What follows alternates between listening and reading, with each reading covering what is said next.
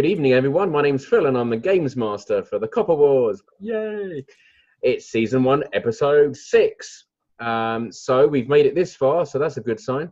And we've got almost a full complement tonight, which is so exciting for me as a DM, and hopefully Kirra will join us in due course. So I will introduce everyone else. I'm the Games Master and also play a bear that may or may figure in the action if I remember.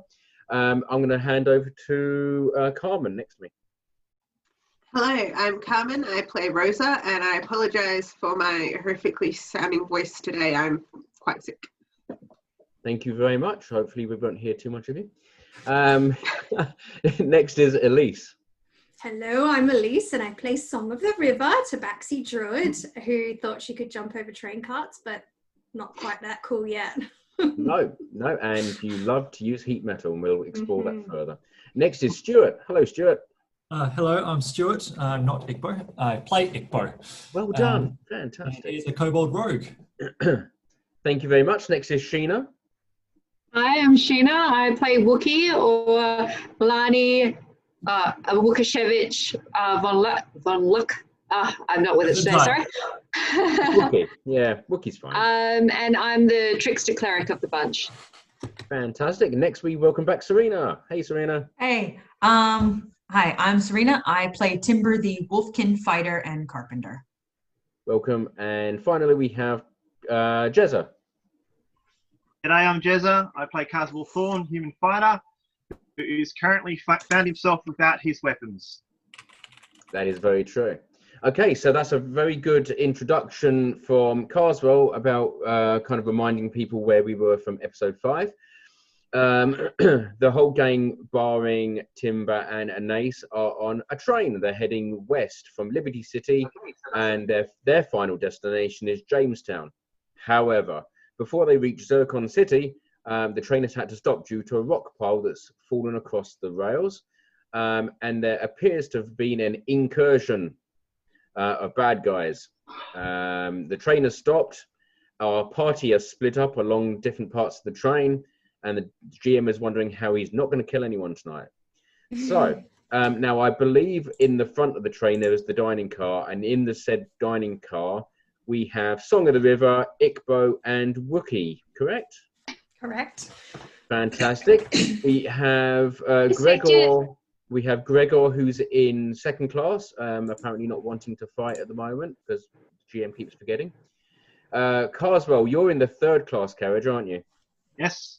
And currently sitting down. Currently sitting down at gunpoint by a tabaxi, what is effectively looking like a tabaxi cowboy. And Rosa, what happened to you last week? I made some regrettable decisions in trying to alert the guards, and I'm currently handcuffed in the mail cart. You are, and you were shot twice, because the one way to get the guards' attention is to join in with the break-in, apparently, so that was good. It seemed like a good idea at the time, okay? Absolutely. Yes, Wookie. I actually recall me having been asked by Ikbo to go towards the carts that we were in. I'd left the dining cart. Hadn't left yet because the gunman came up to us. Yeah, did he come into the dining cart or into first class? So the gunman blocked the door out of the dining cart carriage. Right. And when we, just to remind people, when we left it last time, he suffered a grim and grisly death as somebody decided to heat up a gun with bullets in. Great. And I think Wookie got wings. I got a little bit damaged, but it was worth it. Not too bad. It could have been a lot worse. It was devastating. It's probably like hurt Wookie more mentally than it has physically. But, Wookie and I are currently deaf as well. Oh, that's right. Yeah. Yes, that's true. Yep. I've got it in my notes.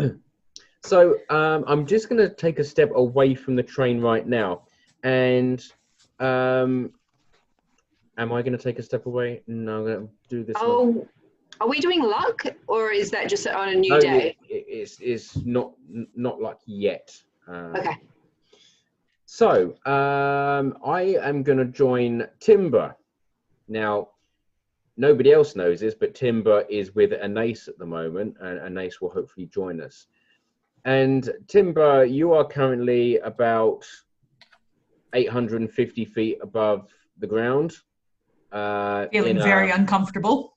Yep, it's one of those newfangled airships. It's quite small, and you and Anais and the pilot are in there. It's fairly open, so it's not like a train carriage or anything. It's pretty cold and breezy, and it's a long way off the ground.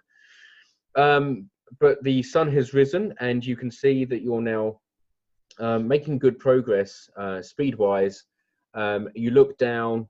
There's a few clouds around, and the ground is mostly arid and kind of a reddy, dusty colour. And you are following the twin glimmering tracks a long way underneath of the railroad. And you notice that the train, which you've been trying to catch up with, is up ahead in the distance. And the pilot taps you on the shoulder, and Anais as well, pointing out that something appears to be wrong, because the train, although there's smoke coming out the stack, doesn't appear to be moving. So the pilot is suggested by Anais to reduce altitude, and he hands you and Anais, I suppose, what looks ostensibly like a canvas backpack, and he tells you to put this over your shoulders and clip it and await further instructions. And with that, Timber is not going to be happy. He's going to be upset and confused and very uncomfortable. Yep, I would imagine so. So I'm going to leave you with that discomfort, because that's the kind of guy I am. And I'm going to head back into the dining carriage, where we have 3 of our erstwhile heroes. So the old guy, the nervous-looking guy with the top hat and the exploded gun, lays face down on the carpeted floor of the dining carriage. Mm-hmm. And that's where we left it last week. So, okay, guys, what do you want to do now? I believe I actually took his top hat.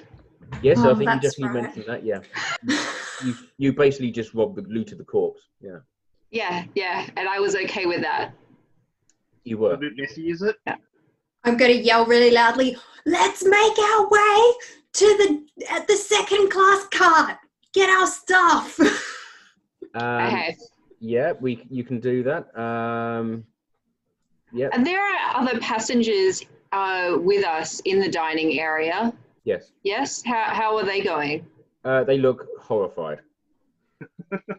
Horrified. Old stroke couple relieved. just saw they just saw an awesome magic trick one minute and then a gun explode in a guy's face the next. Yeah, So- pretty much. Yep. It was a bit like that. Yeah. So, so you 3 wish to head out of there and down the carriage?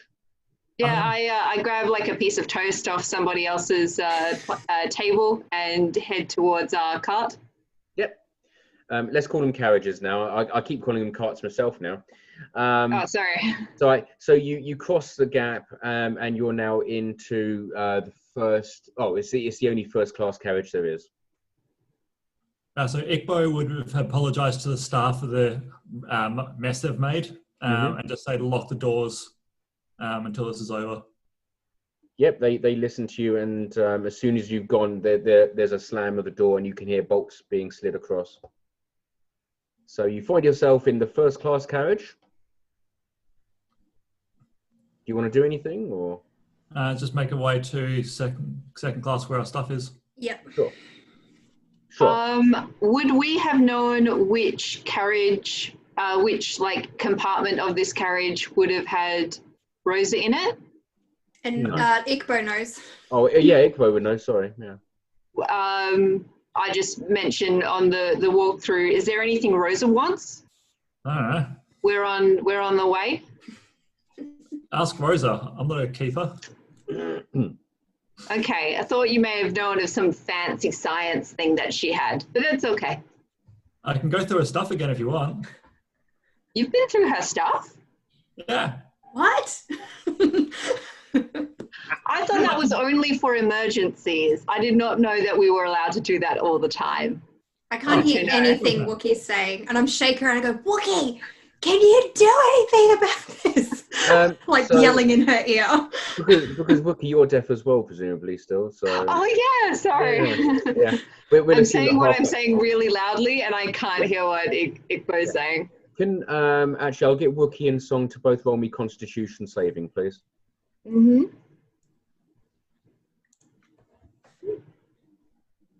17. Okay. 22. Yeah. Okay. So you both have recovered now from being deaf. So God. yeah, your ears might be a little bit sore still, but you can hear each other now. Just ringing a little bit now. There's some after effect. Yeah. So, Igbo, did you want to go through Rosa's belongings in the compartment? Is there anything you No, can but remember seeing in there? No, but I'll point to someone else's backpack and say, that's her stuff there if you want to have a look yourself. Yep. I do.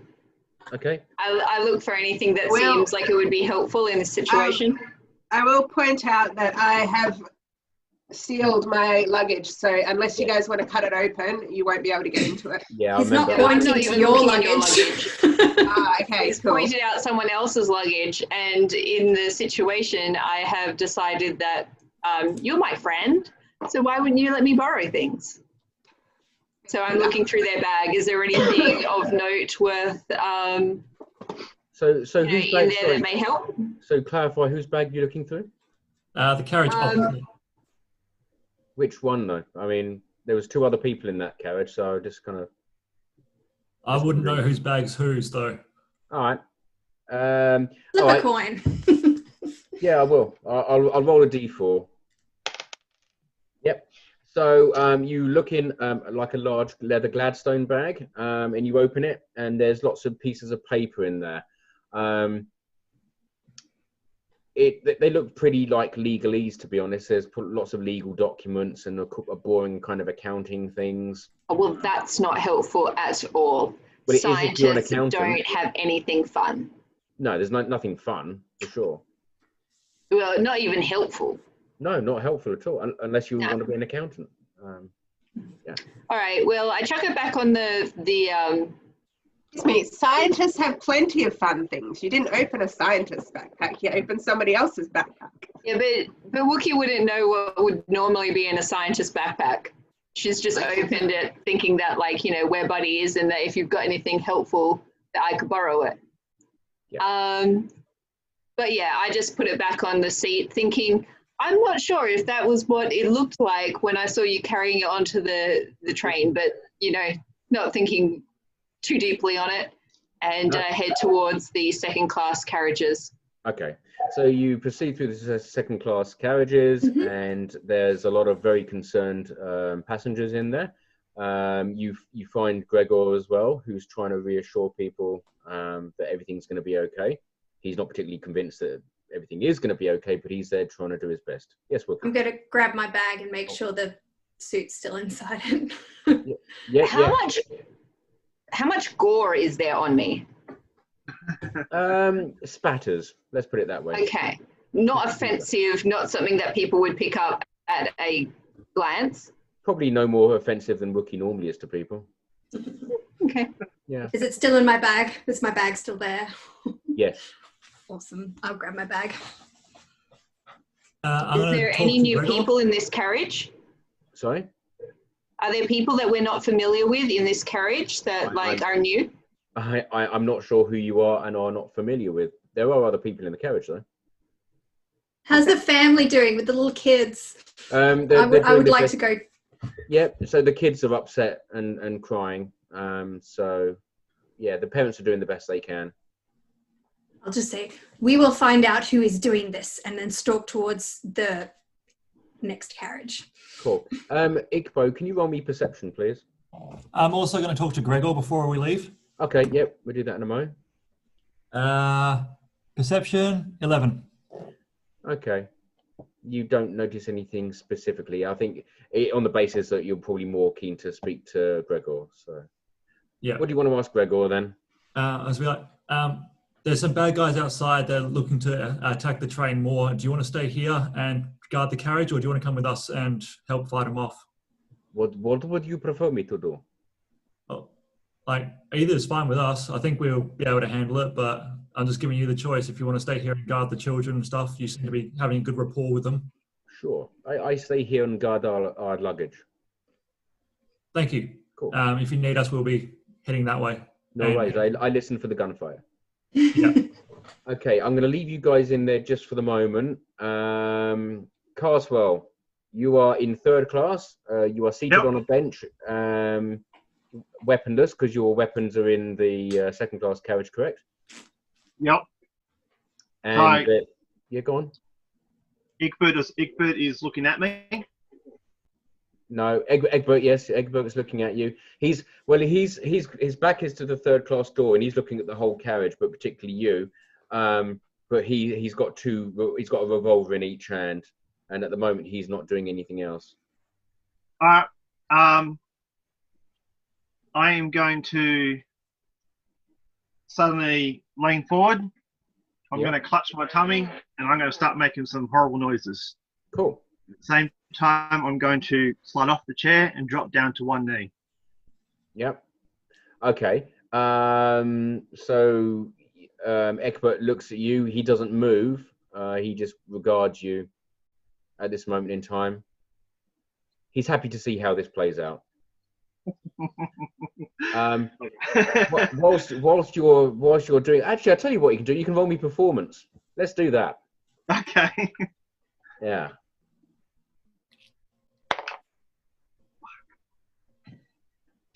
How did that go? 1, a critical fail. Okay, I will come back. I will remember this moment, and I'll come back to it. In the meantime, I don't think adding to it's going to do anything. No, pretty much it's a fail. I was kind of hoping it was going to be like a negative to it. No, yeah, it's pretty much a straight 1. I can't add shit to it. Sorry. Okay. So Egbert addresses. He looks at you and says, "Okay, yeah, whatever." He looks at the rest of the carriage and says, "Okay, I need you all to stay nice and calm. I don't want you to do anything. You just have to sit there." And he holsters his left revolver, and he pulls out a pocket watch from his silk vest, and he clicks it open, and he's looking at it.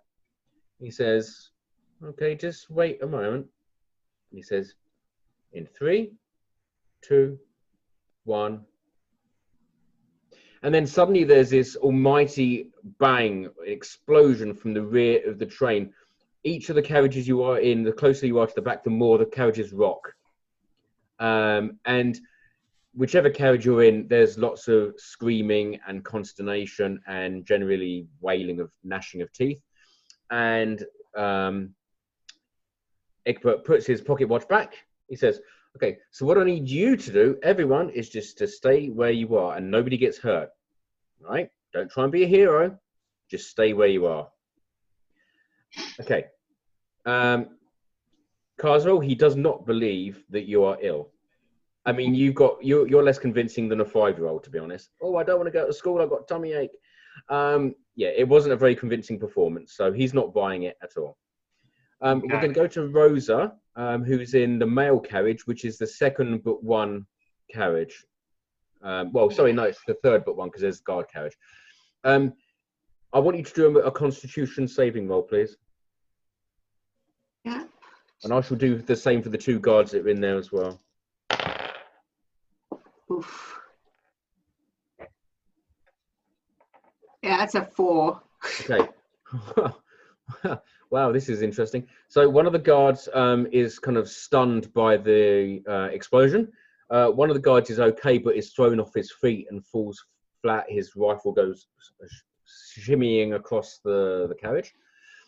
You're already sat down, so I'm going to be a bit easier on you. However, I will make you deafened for the time being. So you are manacled, and at the moment there's no guard standing over you now because one is, let's say, unconscious, and the other one has fallen flat on his face. Something in the carriage behind you, something major has happened. So, which of the guards has the keys to my manacles? Roll me perception.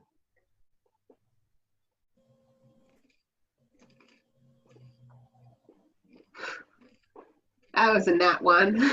Oh, okay. gosh. You have no idea that you're not even sure that the guards, even though they've manacled you, you're not convinced that they've even got the keys. Get him out the way now, guys. You're lucky it's on the train, really. Okay, so I'm just gonna leave Rosa fumbling blindly and deftly. Wait, before you leave me, can I just do one thing? Depends what it is. If it's a can I space, just no.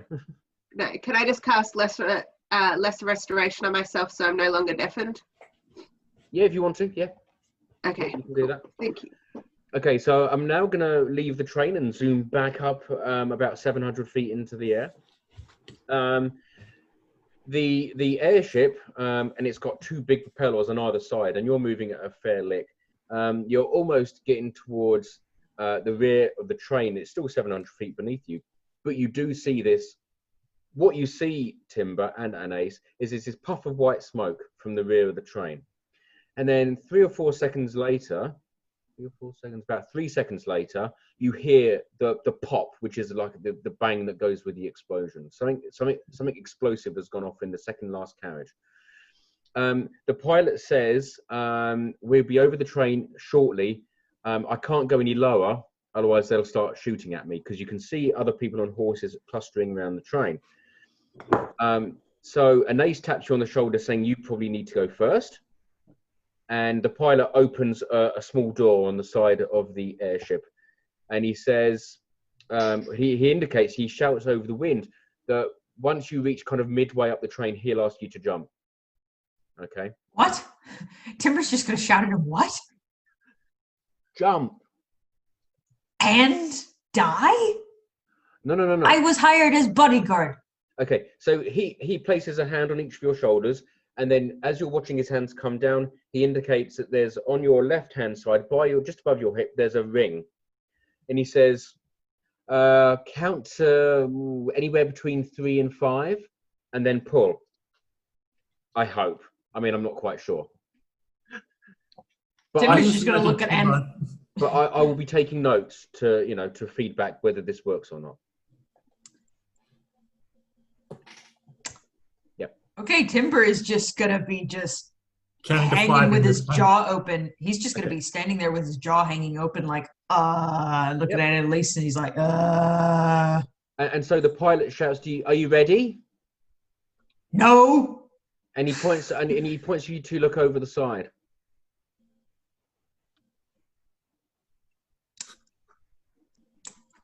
Mm-hmm. Is that the cue to jump, or are we just looking? Sorry. Well, it depends what you want to do. If you can jump, if you want to, you can jump. Chances are Annalise is going to push me out. Oh, the pilot was definitely going to push you out if you didn't jump. So. Okay, well, one way or another, I am pushed out and screaming. Yeah, and so for the first time in your life, you are plunging headfirst towards the ground, and the wind rushes past you, and it almost deafens you. And I'm gonna. Okay, how am I going to work this mechanically? You can roll me dexterity with advantage. Okay. Please don't fail.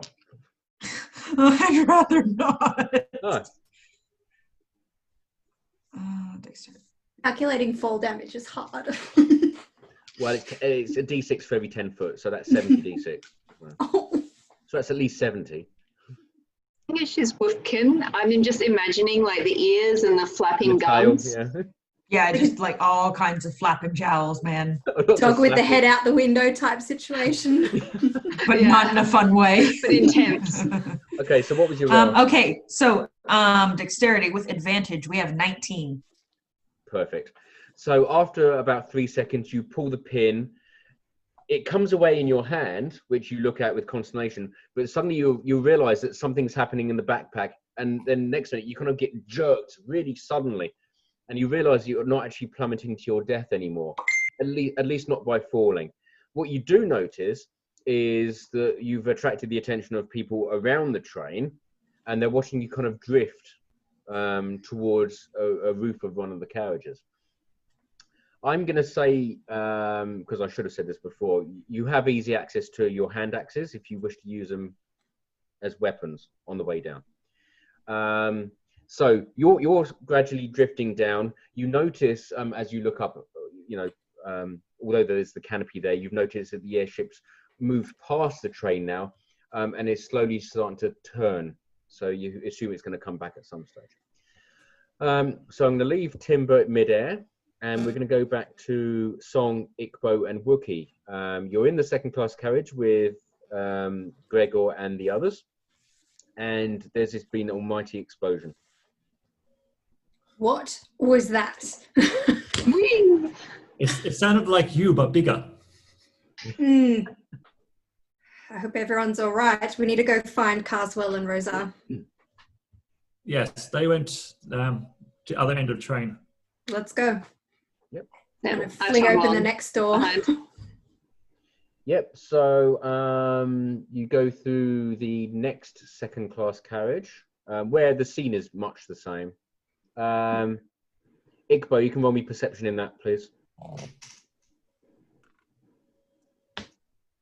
12. Okay, you don't really notice anything particular. You go through to the first third-class carriage. For those of you who haven't been here before, it's kind of lined, instead of the seats that appear to be behind Ikbo right now, they're more like benches, and there's a lot of people. There we go. We can Is there see a chicken them running around? It's always a chicken running around. There's not many people running around. Most people are crouched and hunched and staying close to the floor, and not knowing what the dickens is going on. You can see out the windows, though, before you start walking down, you can all roll perception for me, including Ikbo. So if you're in that carriage, which is the three of you, so Wookie, Ikbo, and Song, you can roll perception. 19. Okay. 11. 19. Okay, for the two 19s, you see that if you just walk down the carriage as it is now, there is at least one horseman on each side of that third-class carriage. So if you walk down, you may well be seen. And it's up to you two. Including me, who's 2'6". Sorry? Including me, who's only like 2'3". Probably not you, no. I'll duck down and say, Ikbo, can you go? We'll follow. And crawl behind kind of thing. I'll just walk normally. Yeah, you can walk normally. Oh, and I'll jerk Wookie. And well, wait, Wookie's short too. Can Wookie be? Wookie's got a twist. Wookie's short, but she's not Ikbo short. Okay, so I'll just go duck down, horses. And there's also an issue. There's also an issue with a Wookie top hat situation as well. Oh yes. Yeah. Hat. Don't forget the hat, Wookie. So I can see the I hat. take it off and just like carry it in my hand. okay, but you're not crawling on the floor or anything. Not unless I'm instructed to. I don't know why we're doing this. Yeah, No, so I that's just fine. said get down, horsemen on either side. So are we? Have you instructed me to crawl, or are we just like kind of like Okay. scuttling? So how I'm going to handle this, because Song said it twice, and you're asking whether you need to crawl. I'm assuming at least to start with, you haven't started crawling, which is a Wookiee kind of thing, to be honest. Ikbo and Song can roll stealth with advantage, and Wookiee just roll stealth. Mm-hmm.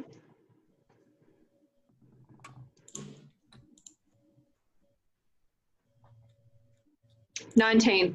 Nice. 27. 19. Okay. Yeah, so that's fine. You can proceed as you are at the moment, and the gunmen appear not to have noticed the movement from within the carriage, or they've noticed and don't really pay any attention to it. So you go through to the second third-class carriage, where it appears to be the same situation. What do you want to do? Am I in the third carriage? No, you're on the third one. But Yeah, I'm in the third class carriage. Yeah. As well as going through the carriages, we could go up. It is tricky though, guys, to jump across. Why would we go up? People are outside. We'll get shot. Just keep walking forward. That's true. Okay, let's keep going forward. That's remarkably sensible from the kobold. Yeah. How much space is there under a train? Space enough for crawling. I've certainly seen it happen. So. Sounds very dangerous. Also, you're the tallest of us. If you can't jump between the I'm not asking carriages. for me. Oh, asking for a friend. I was asking for Ikbo's sake. He could probably go through if that's the case. It does sound a very roguey thing to do. Yeah, exactly. But You want me to walk underneath the train? yeah, save getting through all the people inside the train.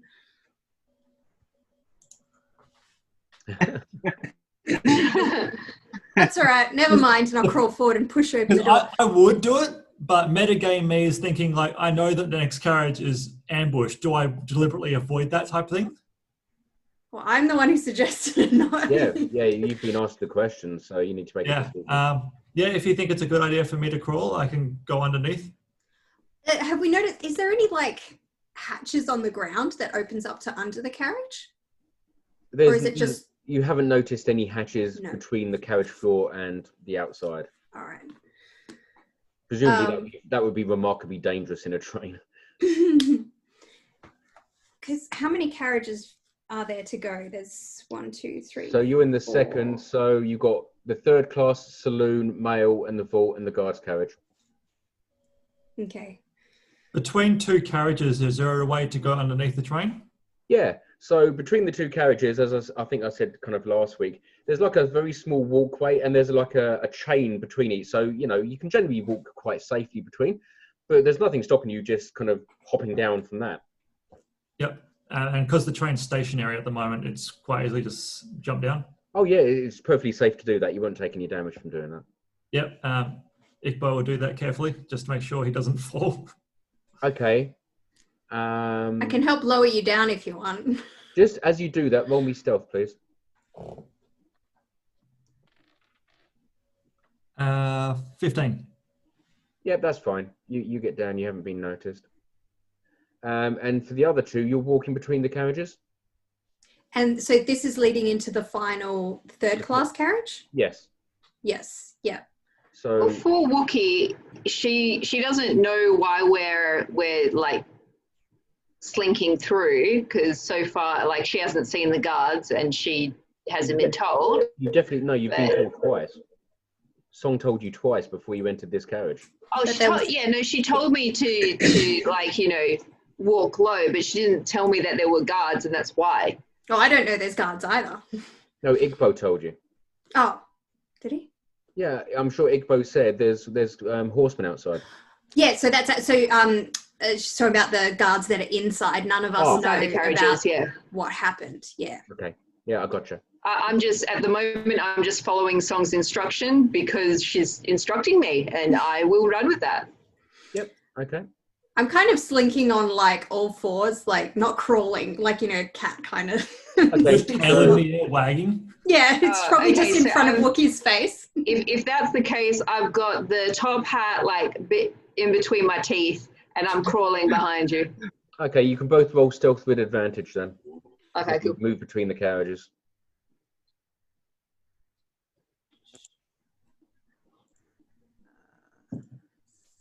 16. Oh, thank God this is with advantage. That was a nat 1. That's better, 21. Yeah, that's fine. So you get across and there's the third class door in front of you. I presume you go through? Yes, yeah, I'll open it up. I'm still crawling. Okay. Oh, okay. As you open the door, you will see everyone is seated and very quiet. And you also notice there's the tabaxi cowboy from the second class carriage. He has a gun in each hand, and as the door opens, he turns and looks at you. Egbert. Why, hello, Missy. Fancy seeing you here. I wasn't expecting to see you on all fours. Yeah, well, I was trying not to be seen, whereas you seem to have a control of the situation. Well, very much so, ma'am. Yeah, well, I'm trying to keep everyone safe from those darn bandits outside. Oh, good for you. How about let's go check on these bandits, see if we cannot resolve the situation. How would you nominate for us to resolve the situation, ma'am? Well, there's a guard cart near the back. Perhaps we can help. If that's not where the giant explosion just came from. Well, I heard that too. And he puts one of his revolvers away. But is this where Carswell is as well? Yes, you see him pretending really badly to be unwell on the floor. I've sat up at this point. Okay, he's given up even trying to pretend to be ill. Song can see me. I've just seen you now, yes. Okay, cool. I'm just going to put my hands up. I don't know, best description I can think of is sort of strangle neck sort of thing. I don't know, maybe I'm hoping you'll sort of understand. Roll me a performance then. Different dice. Jesus Christ. Yeah, use one that's got more than like single digits on it. Yeah. Oh wait, that one there was all ones. That's why. Yeah, there you go. 18. Okay, so you give a pretty good sort of hand gesture to Song. Now, what I will do is I'm going to roll for Egbert for perception, but with disadvantage because he's got his back turned to you. All right. And I'll take the 8. Yeah, so he hasn't noticed you do that. So it's up to Song as to her interpretation. It's not for your lack of, gesticulation. Let's see. What would I do? Intelligence Perception check. Intelligence check? Yeah, let's just do a straight intelligence check. Ooh. I'm just kind of turn around and look at Wookie and I said, Egbert's in here. Are you still like on all fours, or are you getting I'll up? probably stand up near the door okay. then and turn around and look at Wookie and be like, Egbert's here. Yeah. He's Okay. keeping everybody safe. Okay, so Egbert walks up to you and he's going to whisper to you, Song. And how am I going to do this? I might just message you, actually. I'll chat, and it's just to you. So he's going to whisper something to you out of earshot of everyone else. Okay, so I'm just going to keep talking, because otherwise it makes really bad for the podcast as well. Hopefully I didn't make Wookie sneeze while I've got my tail in my face.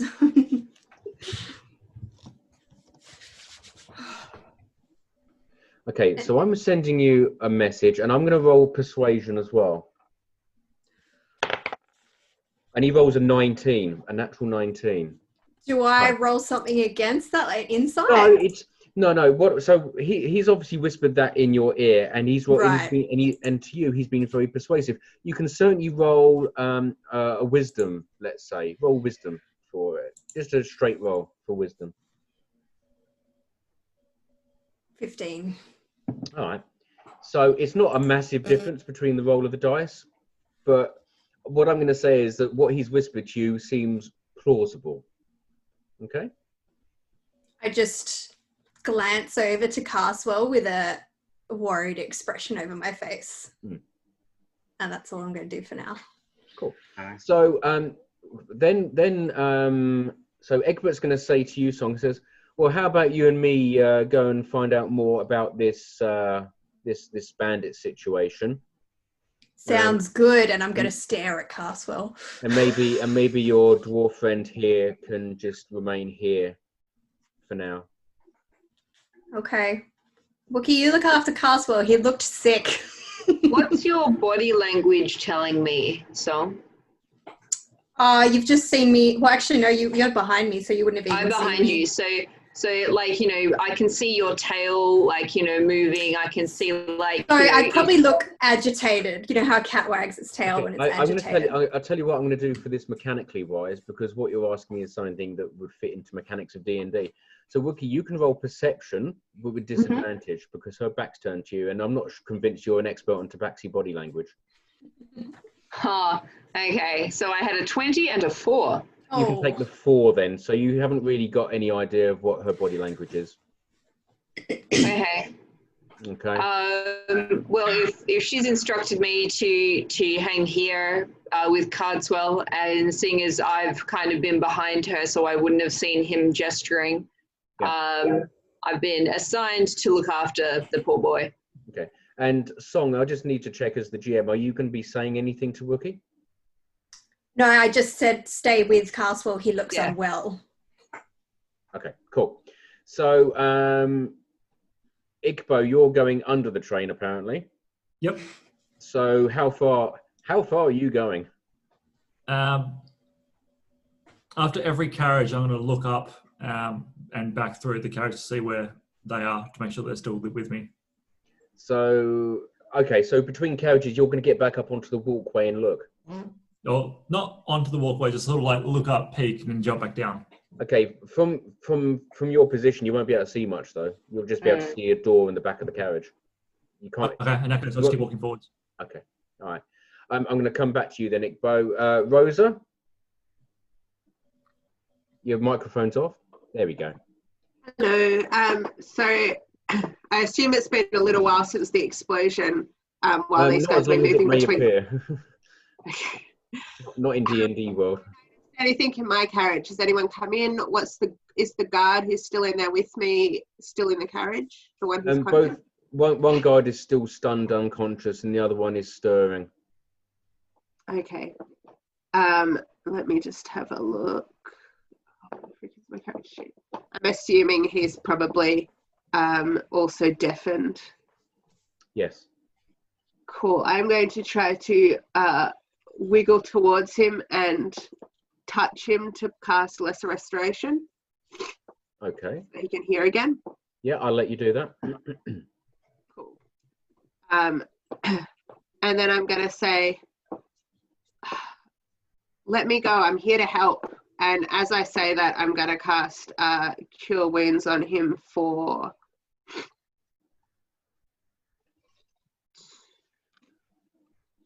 7. It'll heal him for 7 hit points. Okay. All right. So that hopefully he sees that I have good intentions as well. Well, he certainly looks more confused than he did previously. And so... Can I roll persuasion or something? Yeah, do that. With advantage. Because you've kind of acted kindly towards him, so...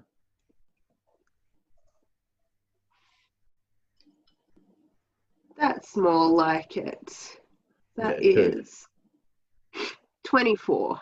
Cool. All right. Yeah. He seems to believe that you're no threat to him. And so after you do that, he very groggily kind of sits up on his kind of kneels to a kneeling position, and he gets out a bunch of keys and he unlocks your manacles. Okay, I thank him. So what can I hear or see from, I'm assuming that the door that I blasted open would still be open? Yes, that's a very good point. Yeah, it's not fixed. So that's basically your only view in and out of the world, because the mail carriage doesn't have windows. So. And no one's tried to come in from the back like the last carriage? No, but what now happens, moving on from Rosa and Timber, this all happens at the same time. So I'm going to do my bit of exposition, then I'm going to come straight to Timber. Everyone that's in the train suddenly hears that the bandits outside suddenly get very excitable and kind of go, yep, whoop, woo, yep, and they kick the side of the flanks of their horse, and they start at least cantering towards the rear carriage. They're all out of sight for you. Maybe, Ikor, you can probably see the bottom of the horse's legs as they head towards the back. And suddenly you hear lots of gunfire. Lots of gunfire. So that's what you will hear. Timber, I want you, as you're drifting towards, I'm going to say you're going to probably land on the third class carriage. So I want you to do me... Which is better for you, athletics or acrobatics? They're the same. Okay, you use either then. Roll me an acrobatics or athletics roll, please. I'm going to aim for athletics, because even though my acrobatics and athletics are best, Timber being Wolfkin, I can't see him being very good at doing a cartwheel. Yeah. I see him very good at running and jumping. Yep, I agree. Good call. Please be nice. We have an 11. Okay, and is that 11 in total? Yes. Yeah, okay, I'll allow it. It's not particularly pretty. You were about to stick the landing, but then a gust of wind kind of pulled the parachute back a bit, which kind of made you lurch back a bit. But you landed on top of the carriage, and Wookie and Carswell, you will hear a kind of a thud above you. That's all you know. Okay. Yes. Can I have, as soon as Timber's has his little tumble and kind of tripping up, getting onto the carriage, can he just throw off the backpack, just be done with it, and just it'll just be over, just kind of heaving, just kind of taking a moment. You can certainly do that. And to have a breather. Yep, or you can either have a breather there, and I'll come back to you, or you can decide to move off the roof onto a different part of the train? It's, you know. He would probably be like just in shock and stunned and still trying to like take in what's going on with the train. So he would probably just kind of stay on the carriage that he's on. Cool. So you're kneeling on the roof, kissing the roof, frantically. Yeah, pretty much being glad to be somewhat back to the ground. Yeah. But then he'd be aware that there's oh shit, there's dudes on horses around. Oh shit. Okay. Before I come to the first rear three, which is Ikbo, Wookie, and Song, and now Egbert, I'm going to go back to the second class carriage because, as you may recall, I asked Ikbo to do a couple of perception rolls, which they weren't particularly high rolls. And look, narratively speaking, he was fixed on doing other things, so that makes sense. But what he would have noticed had he had a much higher, and anything 15 or above would have been okay. Is that the elven bard in first class had taken up residency in the second class carriage. She was keeping herself fairly low key, to be honest, like backed up in one of the corners with a newspaper. But what she's going to do is she recognizes Gregor as one of your compatriots, and so is going to cast Charm on him. And I'm not even going to roll because his intelligence and wisdom is so low, he is not going to succeed. And so none of you know this, but I'm just saying from a game point of view, Gregor has now been charmed by Vida, who is the elven bard, who, by the way, and I think it's probably worth me coming a bit clean now, also charmed the old guy in the top hat to go through and hold you up at gunpoint. So he wasn't the bad guy. No. He may have just been an innocent guy who was charmed. So, yeah, there's that kind of thing. No one with a hat that tall is innocent. I'm sorry. Well, yeah. I have that hat. I'm just hoping that he got all his money that he could afford first class from a mining corporation. That'll make me feel better. Well, yes and no, but the bag that Wookie went through with all the boring accountancy stuff was his. So I'll let you draw your own conclusions on that. You wouldn't have known these facts anyway. You would have still been this under is the out of assumption game that he right was a now. bad guy. Oh yeah, I just want to make the player feel bad. I'll decide how to make Song feel bad later. Don't worry. As far as Song knows, he was a part of it. He was holding us at gunpoint. So. All right, so working my way back along the train now, I guess we now have Wookie and Carswell alone in the third class carriage. And I say alone, I mean, obviously there's other people there, but alone. You do suddenly hear lots of gunfire, though, at the back of the train. All right, I'm going to jump up and head towards Wookie. Wookie, what is going on? What was it? Our carriage that Timber landed on? Yes. Well, you heard the thud on top. Okay. Yeah, okay. So I'll pat I'd probably be tall enough to reach his head. I'll pat Carswell on the head, like say, feel better, and then run over to the window and try to look up to where I heard the like something hit the top of the train. You won't see anything on the top of the carriage. You won't see anything. Oh, I know I won't see anything, but that's what she would do. Okay. No, there's no hatches or anything in the top of these train carriages? No. Okay. Are these guys that are outside on both sides of the train carriage, or are they just on one side? They were, but they've now moved down towards the back of the train. So, Wookie, you're looking at the window. You may not see anything above you, but you will see. You will see this first. So let's make you the star of this show. What you'll see is the explosion was at the second last carriage, and there's still some smoke coming out of it, and there's a big crater in the side. Half of the carriage has been blown away. You see the guards that were present at the Liberty City station. They're manfully shooting at the bandits. The bandits have taken up position as well. You do see that it appears to be somewhat of a massacre of the soldiers. Those who weren't killed in the initial blast have been injured and affected by the blast, and so are disorientated and are being basically picked off by the rest of the bandits. That's what. Okay. So is Carswell within like grabbing distance? Like if I were to reach behind myself? I've walked up behind you. Yeah. So yeah. Okay. So I grab his sleeve and pull him forward and like point out to what's happening further down the train. All right, I'll stick my head out. I see what was just said. I'll turn back to Wookie and where is everyone else? I need my gun. Where's your gun? Back where we were sitting. I thought you carry it with you everywhere.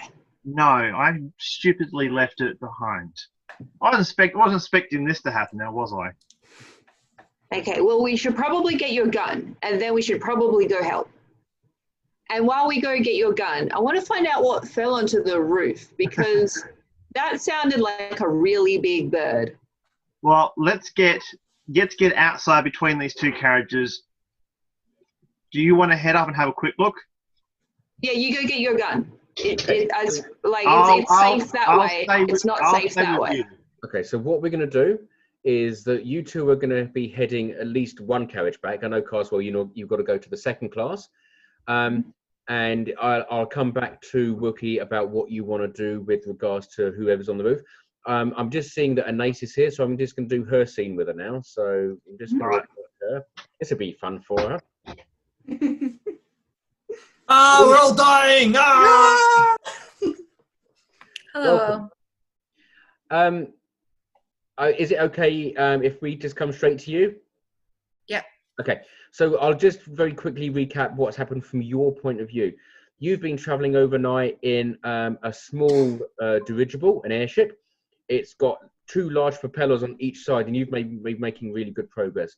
The sun came up behind. The sun came up. Yeah, sun came up behind you. You saw the train, which was your intended target, but the train had stopped. You also saw bandits clustering, or people on horses going up and down the stationary train. What's happened is that both yourself and Timber have been given what is basically a canvas backpack to put on, and you both did. You then, a few minutes later, saw Timber from about 700 foot in the air jump off the side. I'm assuming that you would have been interested enough to see what happened to her, like a Wile E. Coyote cartoon, as this is like puff of dust. Yes. However, what you did see, there was a large canvas kind of circle just appear, and Timber appears to have successfully landed on top of the train. However, you'd now overshot the train, so over the next minute or two, you've basically just done a full loop, a full circle in the airship, and now it's your turn. As you come over the rear of the train, you see there's been a big explosion at the back of the train, and there's now gunfire happening between soldiers who you wouldn't have seen in Liberty City, but there were soldiers in the rear carriage, and the bandits, and it appears to be going very much in the bandits' direction at this moment in time. Now, so as you're going over the rear carriage, you can see that Timber landed 4 carriages ahead of that. So did you want to aim for the same kind of spot, or do you want to head further back or further forwards? I will follow Timber. Okay, so you indicate that to the pilot. He gives you the thumbs up, and he gestures towards the side where the door is still open, and he invites you to step off. Oh, no, he doesn't. He says, count to 3 and then pull the ring that's just above your left hip. Okay. Okay. Intriguing. And it's over to you. Right, I'm going to look down and go, this is lunacy, and then jump out and squeal delightedly, because I'm a lady and ladies don't scream anything other than delightedly. You find this utterly exhilarating, the wind blowing through your hair. You're plummeting towards the ground. Can you do me a dexterity with advantage? Yes. I'm hoping she's not wearing a dress. Yeah, no, what are you I'm not. wearing? Look like Mary Poppins coming down. All right, first one is 16. Second one is 7. Her hair is probably getting a bit disheveled though. Yeah, pretty much, yeah. It's pinned up nicely. Dex, where are we? Not anymore. No. 17. Okay, you're fine. So the parachute opens. Oh, thank God. Yeah. And so you start drifting towards roughly where Timber is at the moment. And I might as well, as you get closer, I want you to do, no, you're a bard, so it's either an athletics or an acrobatics saving throw. Let's go with probably acrobatics, because I'm going to do a tumble roll if I can aim for it. Let's hope I don't knock that. Parkour. All right. Nice. 22. Cool. So you obviously you're moving forwards, you land, you do a lovely tumble. I want Timber just to do a dex saving throw with advantage to make sure you two don't collide on top of the train. I'm sure it'll be 22. awesome. So you already see what Anais is preparing, and you just step one step to your right, and yeah, she tumbles, disconnects the parachute, and now there's two of you on top of the train. And Wookie and Carswell, you probably hear that just as you're about to make your way back. So that's you guys, and that's Anais in the game. Song, you are now currently walking through the saloon car with Egbert. Yes. And so basically, I'm just gonna remove.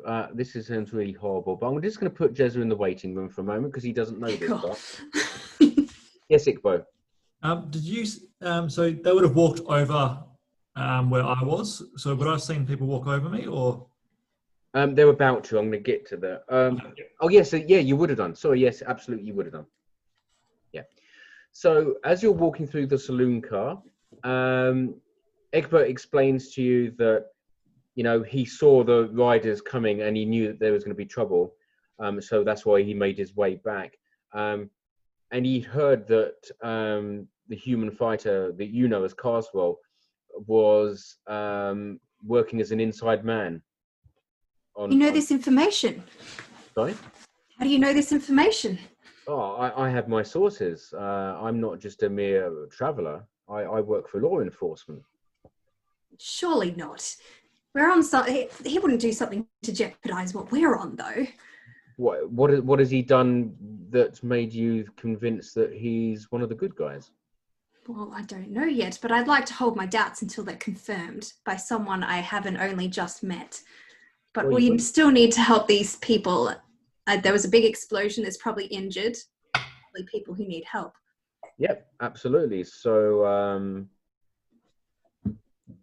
so you continue through the saloon car. He opens up, and then you can see that there's the mail car in front of you. Yes. And the door is broken, so you can just see straight through. Oh, so Rosa's like right in the door? Oh no, she's not in the door, but she'll be further down the carriage. Oh, Rosa, thank goodness you're okay. And Egbert says, "Ladies first," to ask you to go through the door. And I will go through the door. Okay. And as... I'll rush over to Rosa. Okay, that's fine. Because she's been shot, right? She's got a couple of shot wounds, yeah, to her arm. Nothing serious, but a bit bleeding. And as you rush to Rosa, Egbert gets both of his guns out again, and he aims them at you, and he's also seeing the guards on the floor, and he says, what I really need you to do right now is just sit down, and I think, and he sees Rosa, so he sees that there's manacles. The guards have got 2 sets of manacles. So he says, "Dear Tabaxi's sister, I would like you to put manacles on Rosa, please." Rosa's not a part of this. And he cocks a revolver. And he says, "I'm not going to ask you a second time." Traitor. Not really. Chop, chop, put the manacles on her. I don't know whether I want to agree with being manacled. What? So I'll lean over to Rosa and I'll whisper, "You can become smaller," and I'll put the manacles on her. I'll try. Oh yeah, that's right. I could change shape. That would be nice to remember earlier. I'm going to roll because you obviously whispered something, and I'm literally in the doorway, so you know. I did rush forwards though. How does a natural 20 sound, Song? No. So he says, "Well, if you make yourself smaller, that's going to make you even easier to kill." So, what I want you to do, sister to backseat is put the manacles on this dwarf. Sorry, this weirdo. Human. Where are so in terms of the guards and everyone else in the carriage, can you just give me an idea of where everyone's standing and everything? Okay, so coming from the saloon car is you've got Egbert, who is standing in the doorway. There is the unconscious guard in front of him on the floor. You've then got the semi-conscious, the one that you healed, guard on the floor. And then basically there's the three of you. There's Rosa, there's Song, and then there's guard. Okay, and is the guard who's still on the floor, are either of them, I'm assuming they have their firearms on them? No, because the one who is now conscious, remember, as he fell, he dropped his gun and it went sliding across the floor. Okay, how far away is that gun from me? Let's say 5 foot. Okay. And I'm gonna. Why are you? Just out of interest, are you thinking of trying to grab it? Yes, but I have more of a plan than just grabbing it. We'll but see how that pans out then. Okay. So yeah. So basically, I'm going to kind of pull my hands out towards River. Yep. And then as she reaches out to touch my wrists, which I assume you're going to do, I'm going to, as she touches me, I'm going to cast invisibility on both of us. Oh, okay. Nice. So as soon as that happens, he's going to fire twice. And so it's all going to happen at the same time. Yeah. And that's why I want to know about initiative, because that would be like my action, and then my movement would be to step away. So I don't know how you want to do So what that. I'm going to do is I'm not going to get you to roll initiative. What I'm going to do is I'm going to fire, and you both get an opportunity to do a dex save. But I'm going to fire first to see how that goes.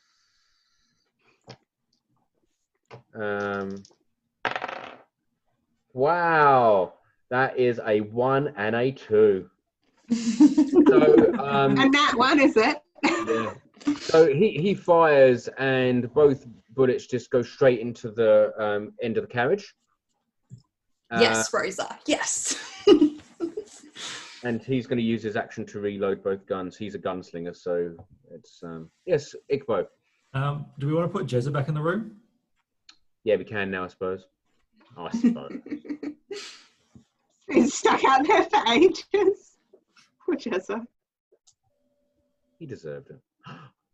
So Wookie and Jez just would have heard 2 gunshots then. Yeah, 2 revolver shots. There's a whole And lot of Ikor. gunshots, so it wouldn't be particularly.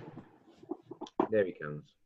Everybody's just heard gunshots, actually, because you guys. God, we're all dying! Ah! Yeah, everyone's dead again. No.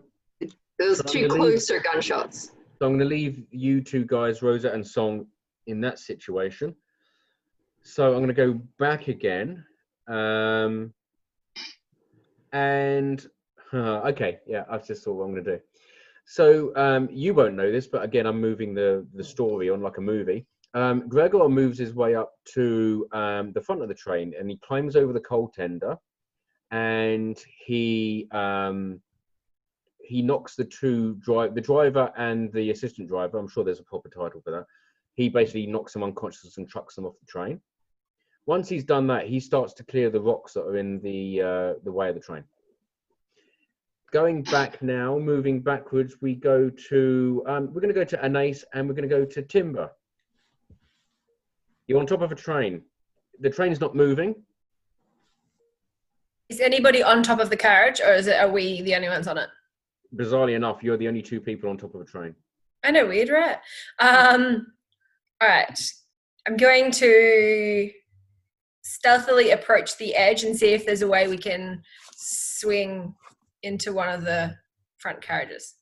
So is that are you approaching the side of the carriage or the rear or the front of the carriage? The rear of the front of the carriage. There's a ladder that goes down from the roof to the connecting bits between the carriages. Oh, okay. I would like to go down that without falling on my butt, please.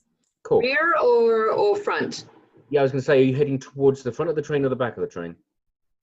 Let's go rear, so I'm going to make the assumption that I am then behind people, and I can work my way. I'm pretty sure when I landed, I was on carriage 3, so we'd be going towards the entrance of carriage 4 then.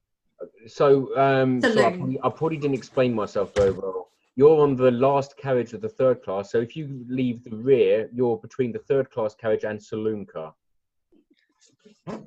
Oh, okay. There's a lot more carriages than I realized. I wasn't aware of how long the said train was, or like where along the train we were. And myself and Wookie are at the other end. You guys go on the opposite end. Yeah, but they don't know that, so. You've just heard gunshots come from the carriage back. Yeah, the carriage across from you. Just so you know, because this will depend on how long it takes them to start heading down, I'm on the other end of the carriage that it sounds like they're going to go down at. Now, I'm envisioning 2 giant eagles have landed on the top of the carriage, because that's what Wookie would have liked to have seen hitting the top of the carriage. Okay. So she intends to go up to hopefully spot eagles, and we'll be surprised by Timber and Anais if they're not quick smart about it. So, just to clarify, I thought you were going up the train towards second class. Yeah, you're going back to get Carswell's guns, yes? Yes. So he was going back to get Carswell's gun. I headed in the same direction with every intention of looking on top of the carriage, because I know that from you climbing up the side of the carriage before that you could look on top. Yeah. So you're heading out the other direction, and Timber and Anais are coming down the other end of the carriage. So my head would pop up on the opposite end of where they're headed down. Yeah. So you won't actually see them. You do see Pugsley though. Who's got the dog?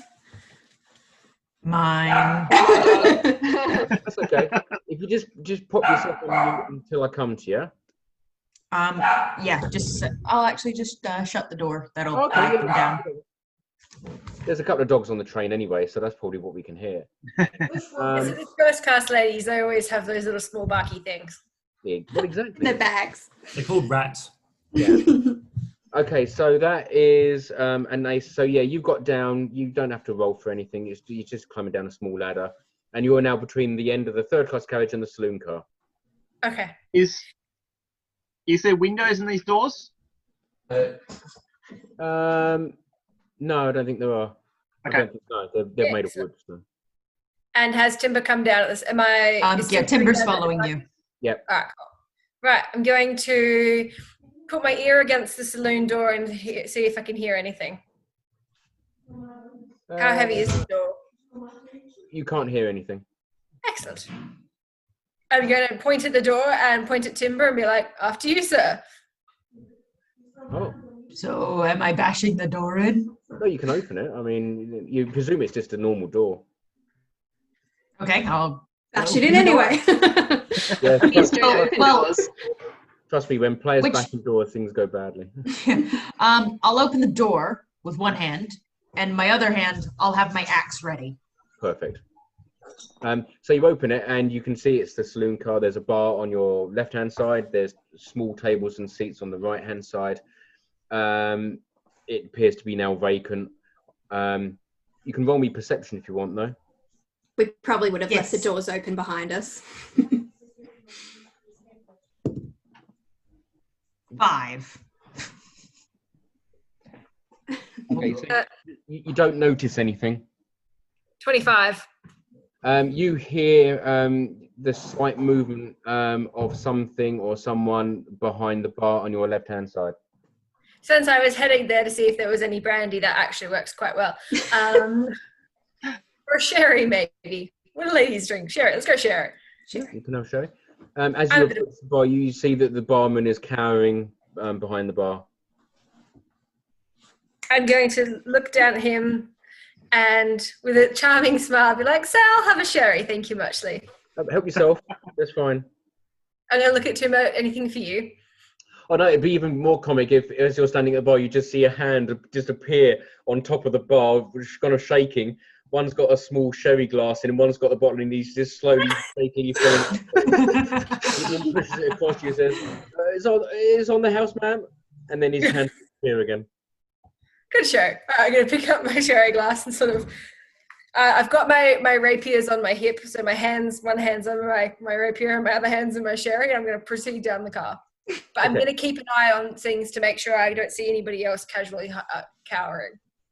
Okay, right. So I'm going to come back to you two guys then, because you're about to go to the mail car. Now, Ikbo, let's come to you, I think. So I was going to keep walking until, since the bandits on the horses rode past me, I would assume that it would be safe to come up.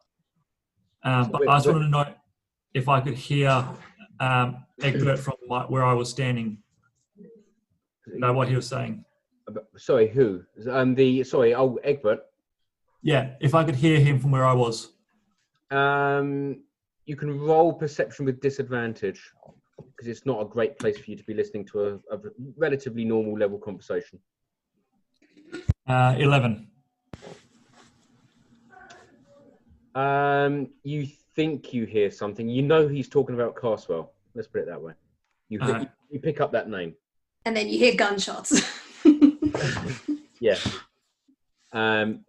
So you obviously see. So what you see, because I'm presuming that as you're walking under the carriage, you are still kind of looking from side to side. Yeah. Is that you'll see that the bandits who have now slain the soldiers completely are now starting to fill saddlebags with ingots of gold. Okay. And that's from the storage wagon? The strong wagon? It's from the vault wagon, which is the second last carriage. So it's between the mail and the guard carriage. Yeah, the strong wagon, I think it was. Yeah.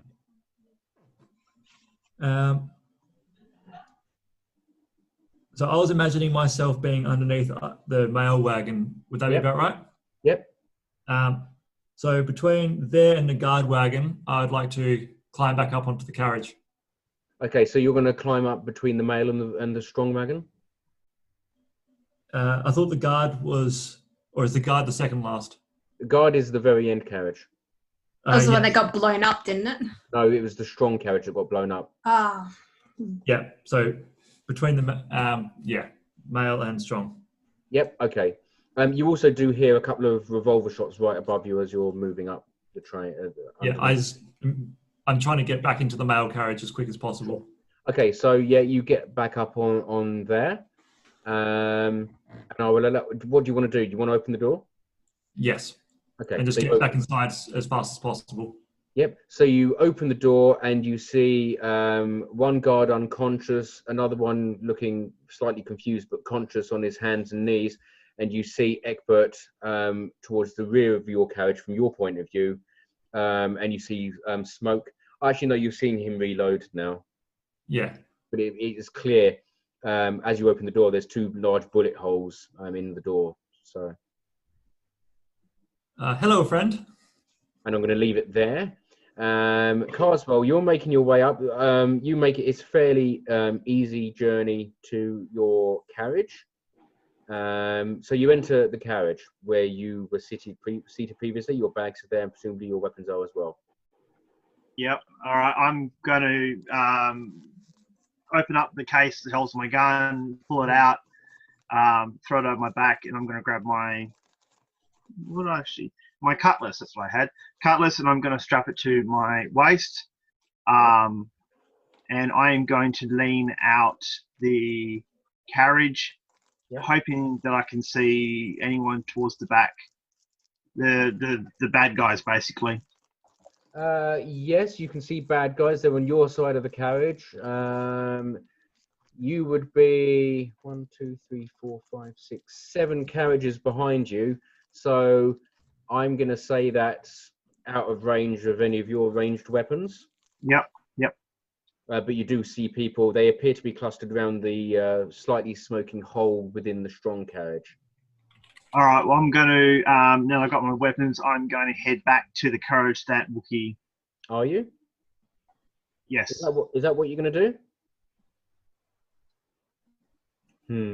Okay, so as you you stow your cutlass and presumably lady. you've got your gun in your hand. Yes. Well, I carry a rifle, but yes. What? I'm using the word gun to mean rifle. Yes. Here. Yes. Sorry. No, that's fine. A tall, elegant-looking woman with slightly shortish hair but pointy ears and elven. She stands up and say, "Are you here to help us?" And you would be? I'm a fair maiden asking you if you're here to help us from the bandits, good sir. I don't know about helping you, but I intend to help my friends, which I have yet to find. So I'm heading back towards the back of the carriage. Isn't that where the danger is, though, sir? Danger is where the fun is. My, and you have an awfully large weapon, sir. And you seem to ask an awful lot of questions. Jay, Well, I'm very keen on knowing. pour more grape juice. Who wants grape juice? Who wants grape juice? I think it's grape juice. Come on, I can somebody go some admit grape it. juice. I'd like some juice. What a fire Anyone else want some juice? Juice for everyone. I'm going to turn to the lady and just say, look, best thing you can do is to sit back down and keep out of the way. Well, I certainly don't intend to put myself in harm's way. I'm just a simple country woman, good sir. However, so you're holding your rifle, aren't you? Yes. Okay. Just suspiciously. Okay. No reason. Not like it's DM or anything.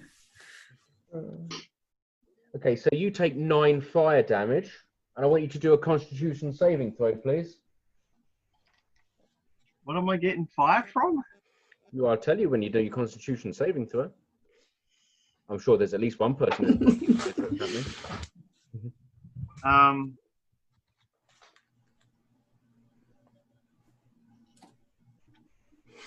18.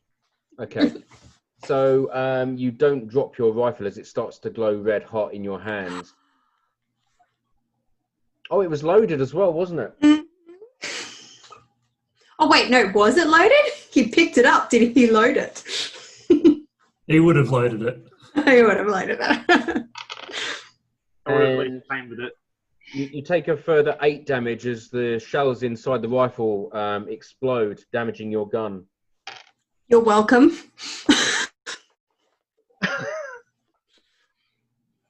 Did you take? Okay. So I feel like I've been set up here. All right. Well.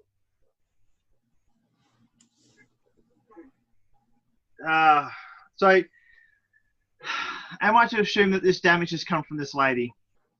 You can assume the damage has come from your red hot gun. Yeah, true. Okay. And so as this happens, the elven woman in front of you shrieks at the sight of what's happened, and she cowers as your gun explodes. And she says, "Oh no, you've been attacked, sir! Oh no!" And she's going to roll persuasion. And I rolled a natural 20, so it seems very convincing that she did not cast that spell. You can insight check. Yeah, you can see if you can beat 20. Mm-hmm. Oh, you know what? I'm gonna try. What's your so you get plus what for insight? 5. You get plus 5 or Yeah, plus 5 plus my plus 5. So I'm gonna roll. Come on. Not the natural 20. No. Well, hold on. Do you have luck? Oh. We haven't rolled luck today. 6. Well, no, I haven't used any of my luck actually because no one's actually mentioned. I've completely forgotten. So, give me a second to think about this. 11. of course this is assuming you didn't know what I rolled. This is true. Yeah. All right, on that, okay. On that theme, I'm not going to use luck. I'm just going to take what I've got, which is, hold on, 11, 12, 13, 14, 16. Yeah. You have a slight suspicion it was all rather coincidental, but at the same time that the elven lady genuinely looks distressed about what she's just witnessed. I'm going to sling the rifle across my back, and I'm just going to leave the carriage, heading back towards Wookie. I'll be easy on you and assume it's not still glowing red hot as you sling it across your back, but that's fine. It's also unloaded and damaged as well. Just remember that. You can smack somebody with it. Oh yeah, you can still use them as clubs. Absolutely. So that was Carswell. Who's next? Who haven't I come to for a while? So Wookie's looking, and she's reunited with Pugsley, by the way. He's out there. That's with Rosa, not with Wookie. Oh, I'm sorry. Well, you do see a pigeon. I've just tried to have a look for the big eagles that I was expecting to be on top of the carriage, and then I would have walked down. Depending on how long he was taking, I may have started heading towards Carswell if it was taking a while because I'm waiting on him. So you didn't see any eagles, but you did see a pigeon. I did see a pigeon. Yeah, but I can. One heavy pigeon. You can walk up towards Carswell now. That's fine. Okay, I'm going to go now to Rosa and Song. Manacles I'm holding invisible as well. Yeah, everything that you're holding is invisible, and you're both. And I guess Ikbo would be included with us now because he's in the carriage. He's not invisible. Oh yeah, Ikbo's. Yeah, he's. But in this bit of action and whatnot. So just to clarify, Rosa, you can't see Song, and Song, you can't see Rosa. And Ikbo, I can't see either of them. No, that's right. You've just said hi to the guy. I am going to try and walk up to Egbert and I will whisper in his ear and cast Charm Person. Okay, so how are we going to do this? You can, so to walk up to, so how close do you have to be to do Charm Person? Well, if I want to whisper in his ear, I've got to be right next to him, but it's within 30 feet. It's your call. If you wanna walk up to him, I'll let you to do stealth with advantage. But when you person, it's going to break your invisibility. So you'll be whispering, but you'll also appear next to him. Oh, okay. Ikbo, yes, you've got your hand raised. I'm also holding my action to jump to the side if he starts shooting. Fine, that's cool.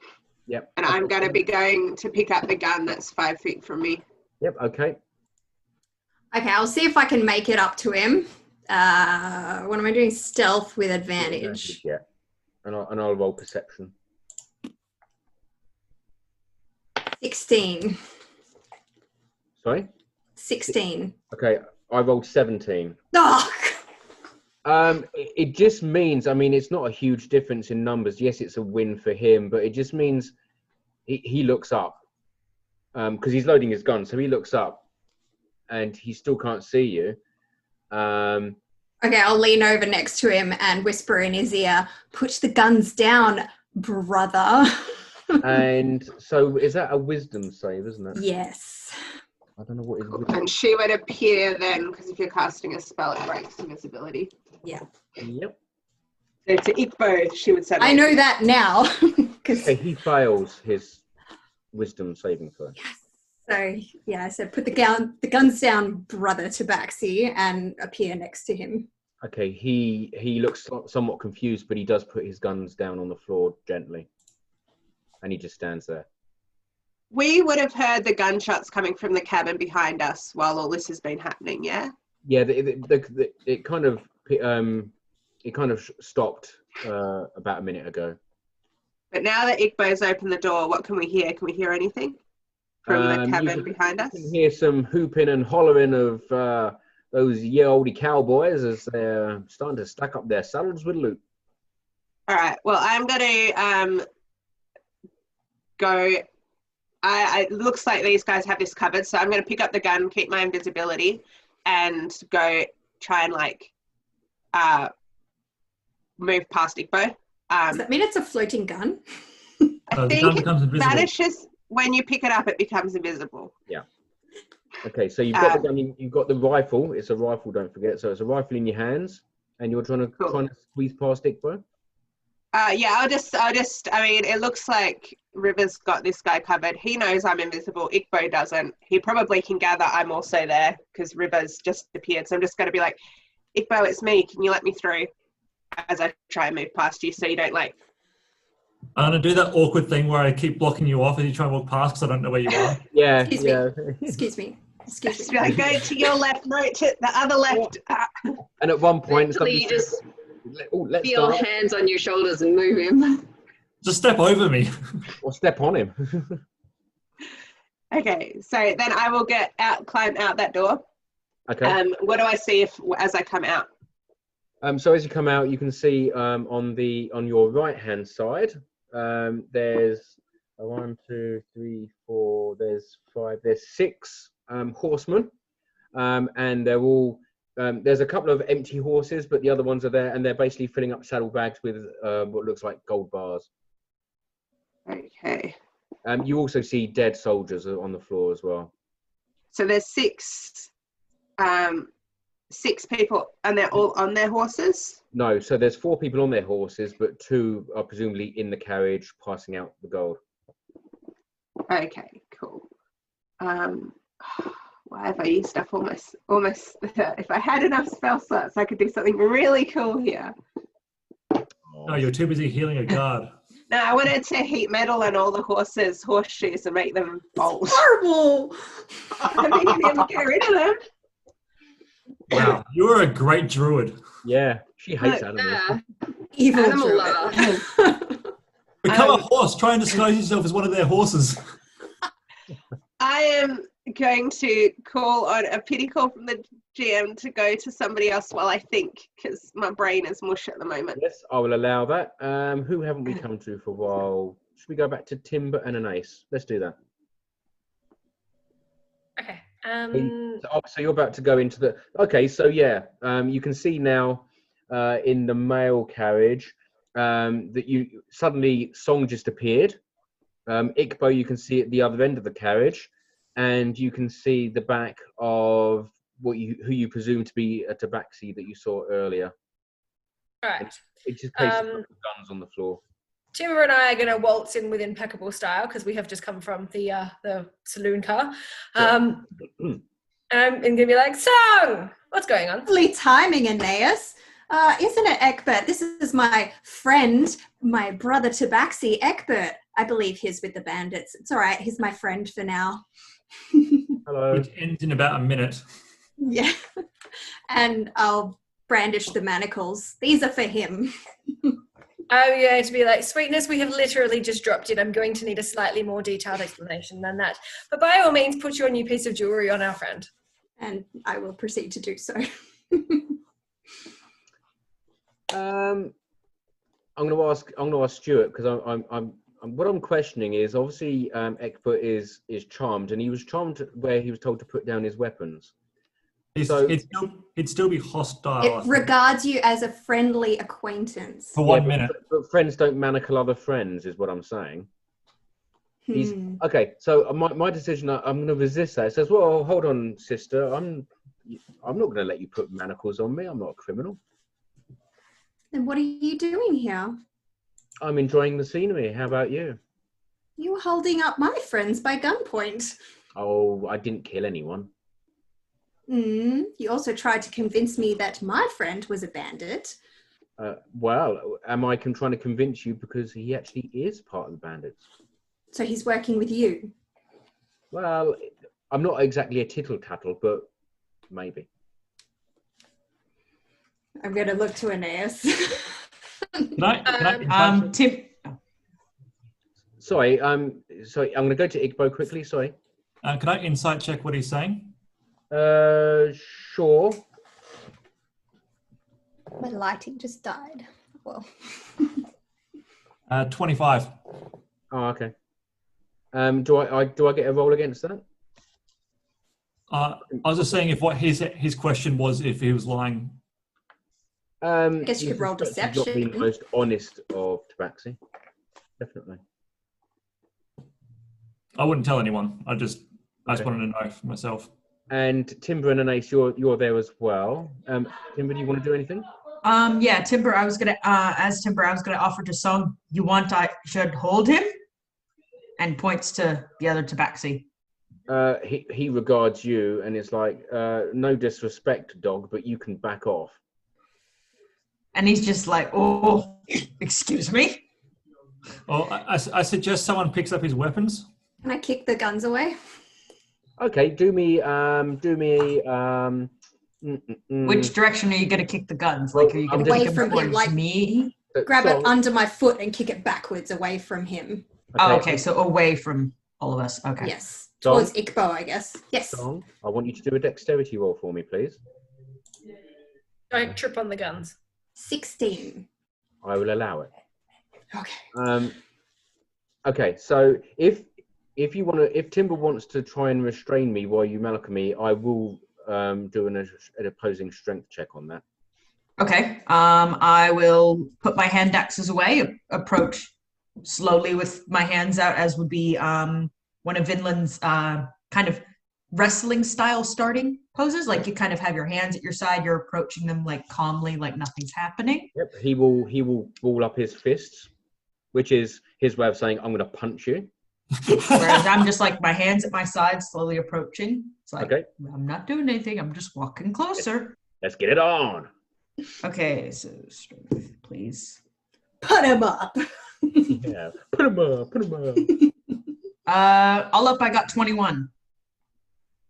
All right. That's disappointing. 17. I rolled a 17, but I don't think I've got a +4 on strength, so I will allow you to grapple him then. Okay, cool. He'd most likely probably be agitated, trying to swing at me. I'm gonna grab him, pin his arm behind him as he's flailing, grab his other arm behind him, and just, I've got his arms behind him. Okay, so if Song wants to manacle, she can do that. I'll have to get between. Yeah, just. Yep. Well, I'll have his like hands like probably By like at his sides. forearm or wrist, just like grab, so I'll be able to distance myself just enough for you to get him. Yeah, What and am I because thinking? Song so eloquently described the struggles of putting manacles on in a struggle like that, I want you to roll sleight of hand for me. Mm-hmm. 8. Okay. So that's you. Igbo, do you want to do anything? Can I say she's manacled Timber? You can come over. So I'm going to pick up the guns that Song flicked back towards me. Yep, okay. They're quite big for you. Because you're only tiny. So Yeah. but you can you can certainly pick them up. That's not a problem. So okay, I'm gonna go now to Carswell. All right. So I was heading back towards Wookie. Have I made it that far? Yeah. All right. Is Wookie still in the area, or is she not? She's further. I would have been waiting for you, like between the carriages, Yeah, you would have met somewhat impatiently. as Wookie. Oh yeah, you were heading back up, weren't you, Wookie? Yeah, I would have come down from trying to view on top of the carriage, and then started heading towards you. Okay. Well, I'm going to meet up with you, Wookie.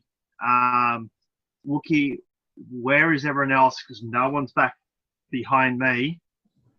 Have you seen anyone else? Do I see that you've, like, I could probably smell the gunpowder and see that you're hurt? You can smell roast pork, basically. Yeah. Hey? You can smell roast pork. Roast pork. Oh, roast pork. Oh, okay. I'm like, what happened here? I have no idea. My gun blew up. By any chance, can you fix? You had some spell where you can fix this? How bad is he looking? No, I'm talking about my gun. Forget about me. Oh, fix your gun. Yeah, like a spell of fixing objects. Some way to mend something. Yeah, no, I do think I have mend. I'm just double checking that I've got it in my spell list at the moment. Yes, I do. But it depends on how much mending is required. A mending spell should be okay to mend it. Okay, cool. Well, I cast mending. Yep, cool. And I basically, like, you know, encourage him to hurry up because I'm impatient and want to go down to where the action is. All right, cool. I'm gonna reload my rifle and let's go. We're gonna head towards. So we're in between third and second last third class. We're gonna head towards the bar carriage. That's it. We're gonna head towards the bar carriage. Okay. Yeah, saloon. That's it. So you can do that without any sort of impediment. You can get to the saloon carriage.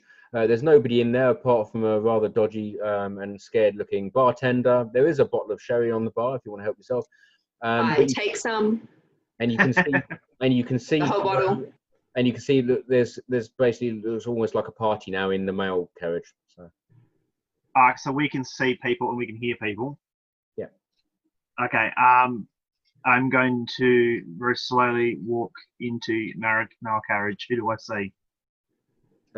Well, you will see Song and Timber and Ikbo and Anais and the tabaxi that held you at gunpoint and 2 guards, one unconscious and one seemingly not taking any part in this scene because he's not scripted. So. I'm excited and surprised to see Timber. Yeah, I probably would be too. Yeah. And Anais, but I know Timber well. I'm going to raise my rifle and I'm going to point it at Egbert. Okay, you can. I'm going to come back to you. Rosa, yes? I was just going to say, once I've seen what's outside, I'm going to take, like, while they're cuffing Egbert, I'm just going to, like, have a look at what's going on, and then I'm going to go back in to tell everybody what's happening. Yep, okay. That's fine. I'll still have my invisibility on, but I'll come in to relay the information about parties together again, everyone. Oh my god. So I'm going to go to Carswell. So you raise your rifle at Egbert. All right, and I'm going to look around the room at everyone. So we all know that this one here was part of what's going on. Well, we assume. We assume he is. Mm-hmm. Okay, so apart from him, what the hell is going on? And then you're just going to hear a disembodied voice saying, there's 6 cowboy-looking people out there robbing the cart behind us if we want to do anything about that. What the Druid said. People are robbing the train. Well, let's secure Egbert and then get out there. Shall we move up to the back of the carriage and deal with said people? Yes. How far away are the bandits now, Rosa?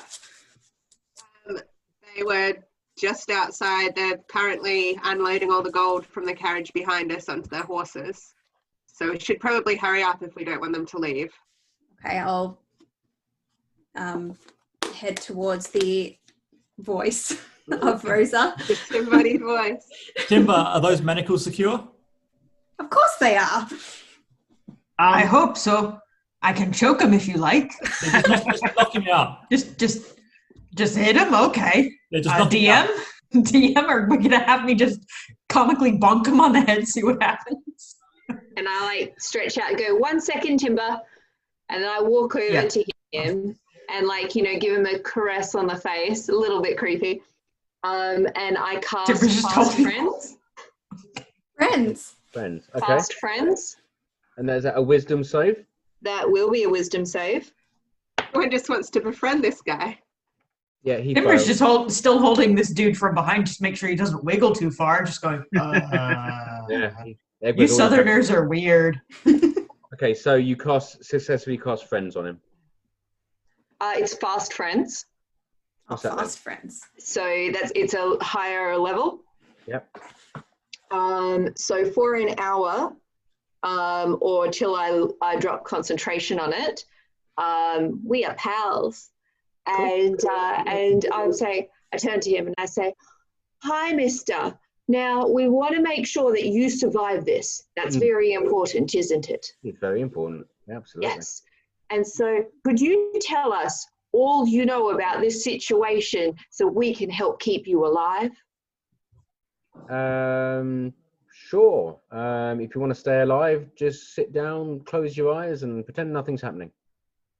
Oh, no, we're not talking about keeping us alive. We're talking about what we need to know to help keep you alive, because obviously there's a thing going on out there and we're going to be part of it.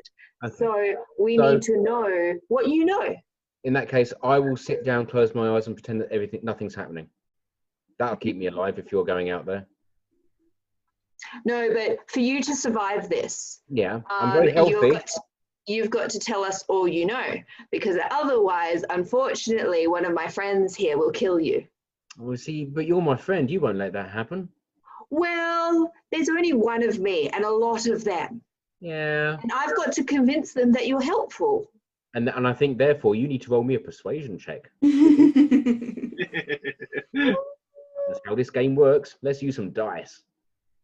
See how persuasive you are. Since they are regarded as friends, would she have advantage on the roll? Sure, why not? While she's talking, I'm going to jump back off and just keep an eye on things so that I can take an action if it looks like they're about to leave with the gold. Yep, okay. I'll be passing the guns taken from Egbert and giving them to Carswell cautiously, saying, these are back up if you need them. Thank you. I'm going to suggest to the group that I'm not going to join you. I am instead going to head to one of the windows and lean out with my rifle. I'm assuming I'm close enough now to pick them off. Yeah, probably. All right. I'll provide cover from the window here. However, there is a practical issue. As I mentioned earlier, there's no windows in the mail carriage. Thank you for reminding me. In said case, I will continue on with the party. Okay. Punch a hole through the window, through the door. Oh. Okay, so this is fast friends, not charmed, not friends. Yep. So I don't know if I would actually have to roll to get you to tell me these things. Okay, I can tell you. This is as high a level spell as I'm capable of at the moment. I can tell you how you would know if you have to roll. Is when the DM says, "Can you roll for this, please?" Okay. Well, I would say that I wouldn't have passed because I got an 11. Is that with advantage? Yeah. Okay. Okay. Yeah, Egbert says, "Look, I'm not sure that anyone's going to kill me. I'm already manacled. I mean, I'm no threat to anyone. So I will be a threat to you very shortly." So, GM. Yes. It does say that while the creature is charmed in this way, it undertakes to perform any services or activities you ask of it in a friendly manner, to the best of its ability. Sure. Yep. So does it not know what's going on? Is it doing its own thing? What Wookie knows is what Egbert has told her.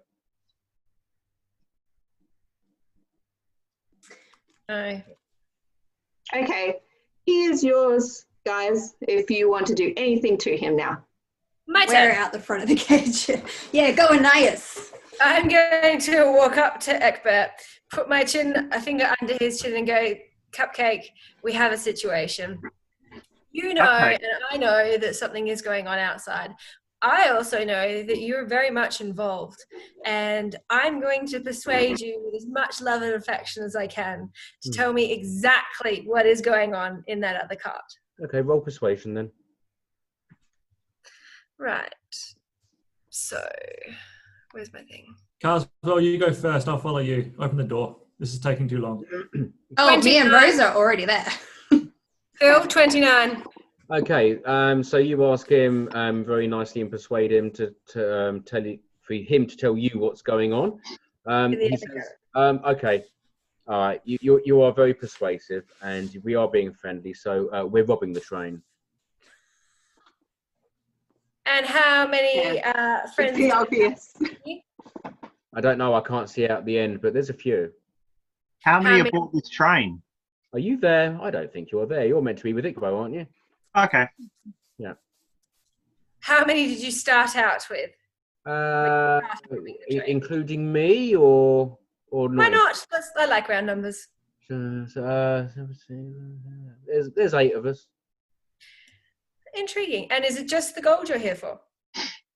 Unless you know of anything else we can steal. If you do, I'll be awfully obliged if you'd tell us. Not feeling that obliged, but thank you anyway. Yeah.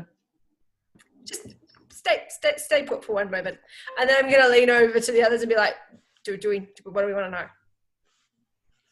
I think it's just Timber and Wookie down with you at the moment. Yeah, I'm going to go to Ikbo and Carswell, and presumably Rosa as well, who are... And me, yeah. And you. Okay, so you're at the back of the mail carriage. You can see that the next carriage, there's a strong door to get into the carriage, like with one of the big bank vault kind of turny-weedy things. And but more importantly, you can see that there's people clustered by the big gaping hole in the right-hand side of that carriage. How many horses are they loading this gold onto? You can see 6 horses. You can see 4 people on top of horses, and presumably the other 2 are still inside the carriage. I would like to cast Entangle on that group of horses. Oh. So I don't know how many I would catch within a 20-foot radius. I'll let you do half. Half. Yep.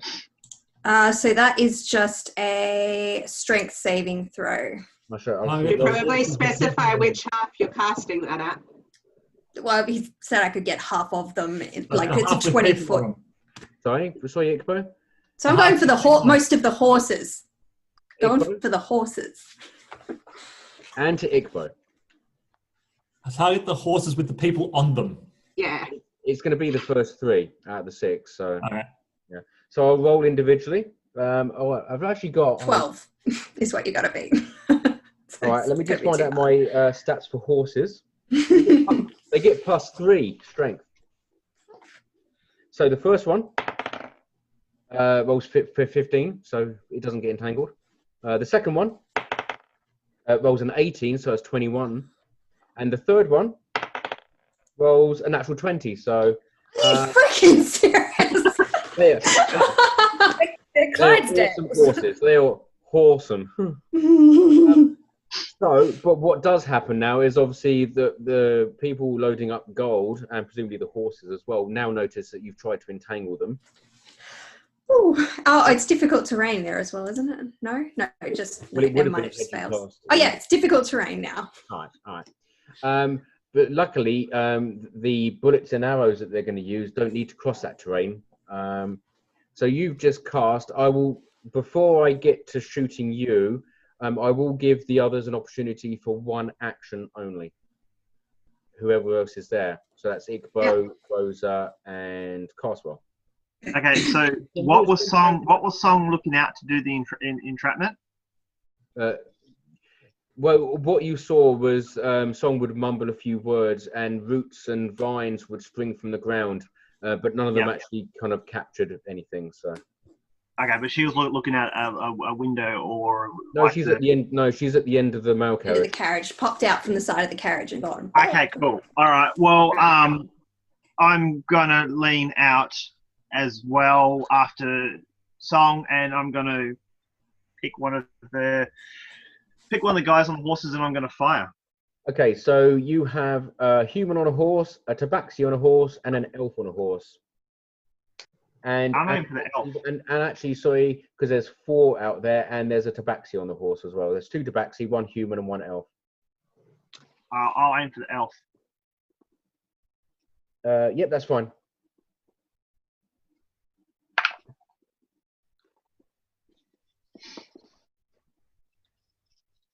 Six. Oh, no, hold on. Oh, he's holding on. 7. Hold on, maybe just recount. No. 7. 14? 14. So that's the rifle, is it? Yeah.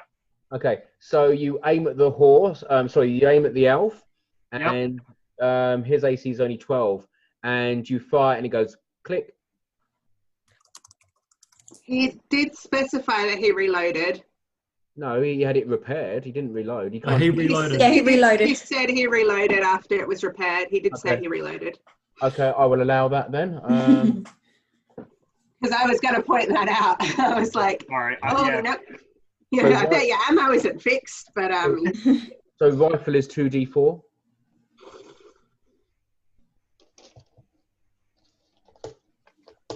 It's 2d4, is it? Okay. Yeah.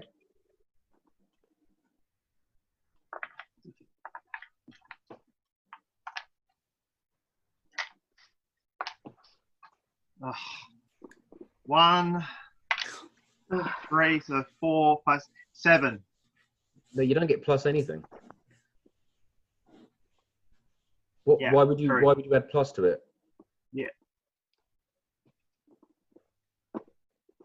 I'm just going by what I've got to hear, which obviously is wrong. Yeah, because you with a projectile weapon like that, you don't because it's a bullet. You don't get to add your strength or your dexterity to it. It's, Yeah. Okay. it's done. So was that 4? Yep, it's 4. Yeah. Okay. Yeah. Sorry. That's fine. And is Timber at the back as well?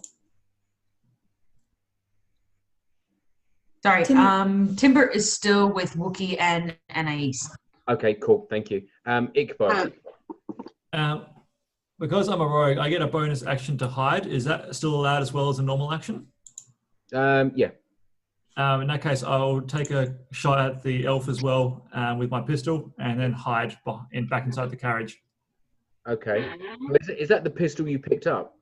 No, I have my own, like, little, you know, the little girly ones that have like that? The Derringers. Yeah, they're 1d4 for Derringer. So that's 15 to hit. That's a hit. 3. Okay. And then I duck back inside the mail carriage to cover. Yep, you can do that. And that leaves Rosa at the back. yes. So I would have, when I stepped out, is it like the corner of the carriage that they're robbing? Does that block any line of sight from the horses? You can, once you step out at the back of the carriage, you can see all 4 cowboys, let's call them. Okay. I will. I'm just going to use up my last third level spell slot and cast haste on myself. Yep. And then, I mean, if I can, I would take a step to try and move out of direct line of sight, but if I can't, that's fine. No, I'll allow you to take a 5-foot step. That's Yes. yeah. Okay, so it's going to be their turn, and Can I step back behind you? human, Tabaxi, and elf are going to. I'm not invisible anymore. And we're going to do this one at a time because they're going to be firing at Jezza because he's obviously got a gun and he's standing there, and he presents the most danger to them at the moment. So, the human will use a revolver. The Tabaxi will use a rifle. The elf will use a revolver, and the Tabaxi will use a rifle. Let's make it simple like that.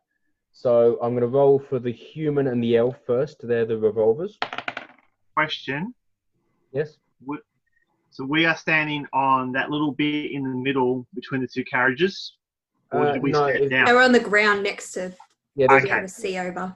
Yeah. So the second one will hit because he rolled a 17, and I'll roll the 2 rifles as well.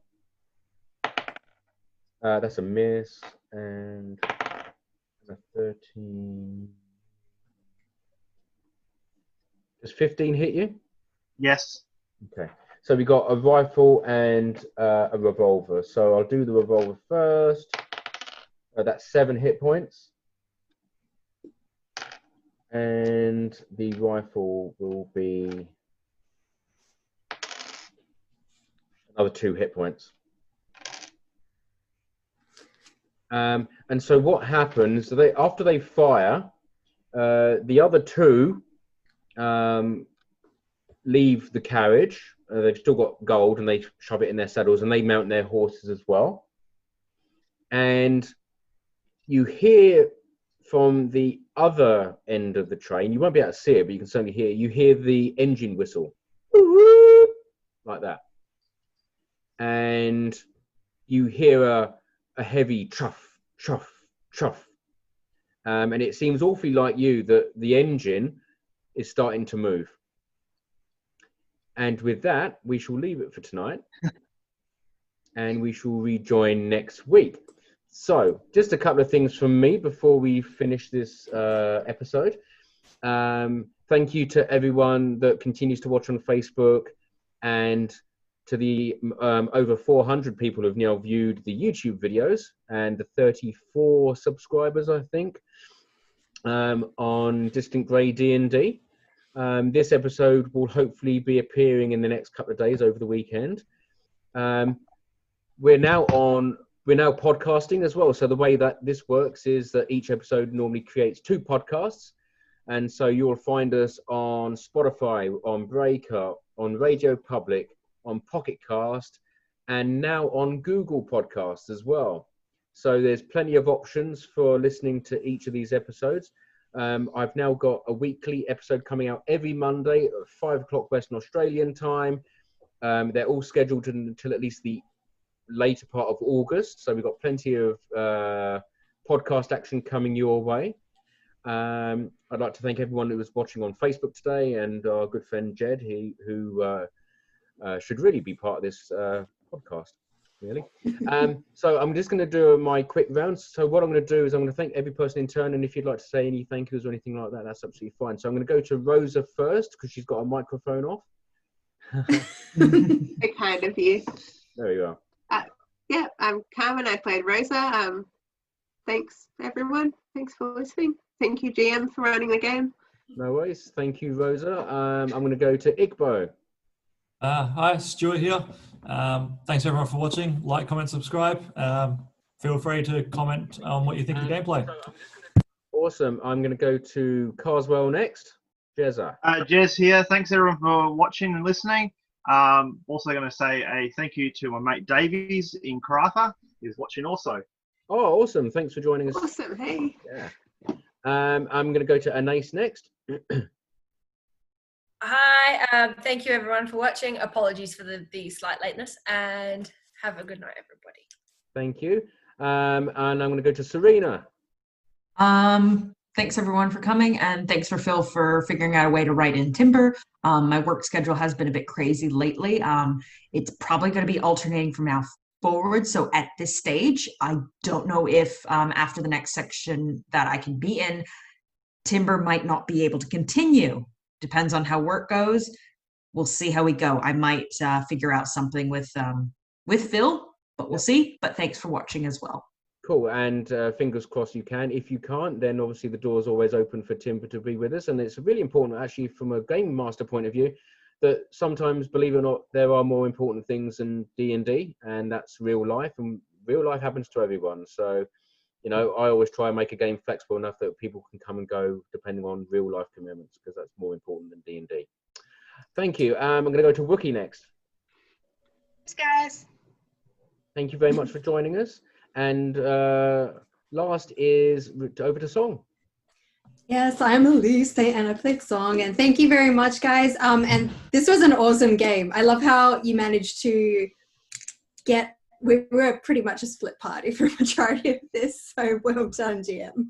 Thank you. Yeah, hopefully, I'm learning as I go all the time, so that's great. So thank you, everyone. We'll see you next week. And for those on YouTube, thank you for watching. And for those on podcast, keep listening. You're awesome. See you later, everyone. Bye. Bye. Bye.